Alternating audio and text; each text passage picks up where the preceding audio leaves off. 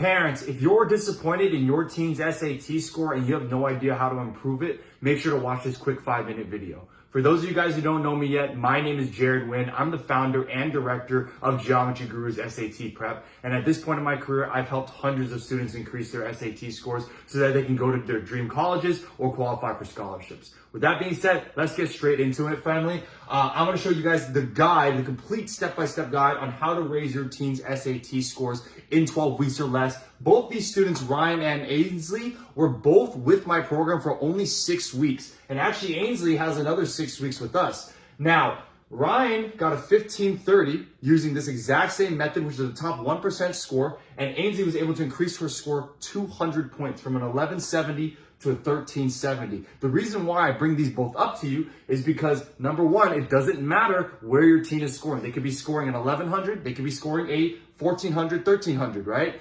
It does not matter. The steps are essentially the same. So step number one, for both Ainsley and Ryan, what we did is we had to diagnose and enhance. So we started with a complete comprehensive SAT mock so that we can see exactly which of the 64 SAT concepts are they struggling with the most and which ones are they spending too much time on. With that information, we were able to give them a laser targeted step-by-step roadmap so that they won't wasting time doing things that they're already good at. Okay, because both Ainsley and Ryan are student athletes, or they did multiple APs, or they were in some sort of extracurricular.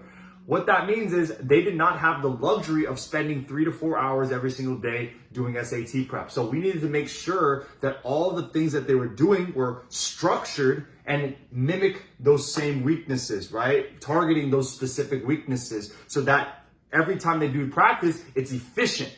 And because you're working on things that you actually need to work on, you actually move the needle, you actually get better instead of just staying around the same score, which is what these guys were these guys were having problems with before coming to us.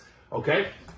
Second thing we do here is that we need to apply and practice. And we talked a little bit about this, but once we know exactly which of the 64 SAT concepts are they spending too much time on, this is where we give them real SAT problems that mimic the same problems that they're struggling with right now. It does not make sense to work on everything if you already know what your weaknesses are. Because again, you don't want to waste time doing things you're already good at. If I broke my arm, would I bandage my entire body? No, I would only work on getting the arm better. So that's exactly what we did here. So we gave them, all we had them do was do 30 to 60 minutes a day. That's only 20 to 40 problems. Sometimes it took them less than that, based on those biggest weaknesses. However, 30 to 60 minutes a day, it doesn't sound like a lot because it's not. The only reason why it worked though is because those problems were the same problems that they were missing or they were getting wrong consistently. So they were problems that they weren't just doing it for the sake of doing them. It had a reason for every single thing that they did. All right. Last but not least, you need to simulate success. You need to mimic the format and the difficulty of the real SAT. All right. Now, a lot of people, they get the format down, right? They practice in the blue book, which is technically the same format. However, what they don't do is they don't mimic the actual difficulty. What do I mean by that? So, for example, a lot of students like to use the SAT blue book, the College Board blue book, but it's notoriously too easy. They'll get like a 1580, 1570, 15 whatever, and then they'll go back and do the real test and they completely bomb it. That's because it's just way too easy. So with our students, we use tests that were slightly harder than the actual SAT so that way they're not going up in difficulty for the SAT, they're going down in difficulty for the SAT, or at least staying in the same the same difficulty. All right. What this did, it increased their test confidence because they're working with super hard tests. But most importantly, it decreased their test anxiety and built their stamina because they were just doing these tests over and over and over again in a structured environment so that they weren't scared of the test. They just clock in, they clock out, the test is done, right? And it was just like any other day.